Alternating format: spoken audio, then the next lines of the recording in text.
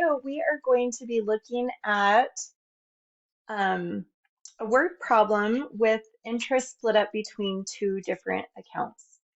So let's go ahead and check this out. So we have Jack. He has $9,560 that he wants to split up and invest into two different accounts for 1 year. So we have investment in account A. We're just going to write this out, earns 8.25%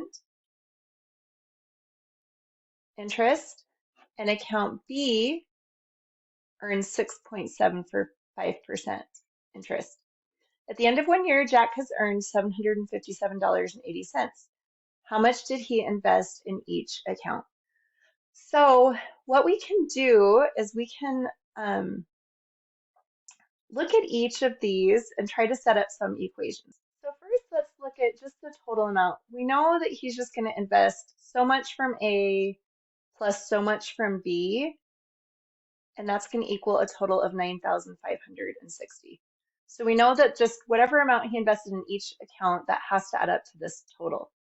We also know he earned 8.25% interest on A and 6.75% interest on B, and that gave him this total amount of $757.80. So we want to set up an equation with those two. Well, first let's take the 8.25%. We want to turn that into a decimal. So basically we're dividing by 100 or moving the decimal to the left twice. So we'll have 0.0825. And we know that times A is going to give us the interest that he earned from the A account. Similarly, if we multiply 0.0675, so we turn that, we can even make it 0.0675. If we multiply that B by B, that gives us the amount that he earned in interest from that B account. And so if we add those amounts of interest together, we can see that he'll earn $757.80. Now, just because these decimals, we're getting some intense decimals here, I'm going to go ahead and I'm just going to multiply this equation by 100. So that 100 will have to multiply to every single number. And what that basically does is it just moves every decimal to the right twice. So let's just go ahead and do that, make it a little easier. You don't have to do this, but I just think it makes it look a little nicer. So now after multiplying by 100, we have 8.25a plus 6.75b equals $757.80. And then we also have this equation A plus B equals 9,560. So now we need to solve this. I'm going to use a system of equations to solve this. And so what I would do is maybe, how you could do it, there's many ways you could do this. Let's do this by elimination. So we're going to multiply this bottom equation here by negative 8.25. So what that's going to do is it's going to make our A's line up and they'll cancel out. So let's go ahead and do this. So our new equation, let's actually write over here. So our old equation is still 8.25a plus 6.75b equals, oh, I forgot to move that decimal over. We don't want to forget that. 75,780. Okay, so our new equation, we're multiplying by negative 8.25, so we'll have negative 8.25a minus 8.25b equals 9,560. Let's do that quick. 78,000, and it'll be a negative 78,870.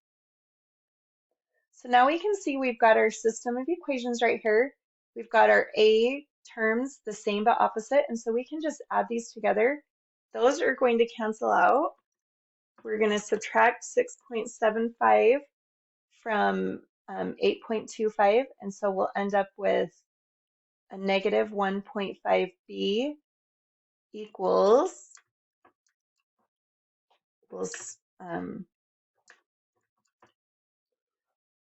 3,090.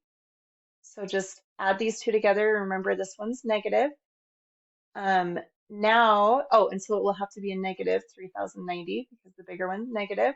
We're going to divide both sides by negative 1.5.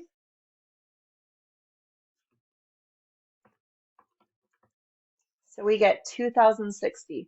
So that tells us B equals 2060. Oops. Or basically, that means he invested $2060 into the B account. So how do we figure out how much was in that A account then? Well, we know that A plus B equals 9,560. And so we can just say if B is 2060, we're just going to have to subtract that from 9,560 and see what's left. Okay, so we subtract those, we get 0, 0, 5, 7. So A, that means he invested $7,500. Now at this point, you can do a quick check and you can say, okay, if I substitute 2060 plus 7,500 into this equation, I can see they do add up to 9,560. And then I can also say if I do 8.25% times 7,500 and 6.75% times this 2060, we want to make sure it adds up to $757.80. So those would be our two solutions there. If you're still feeling confused, please let me know.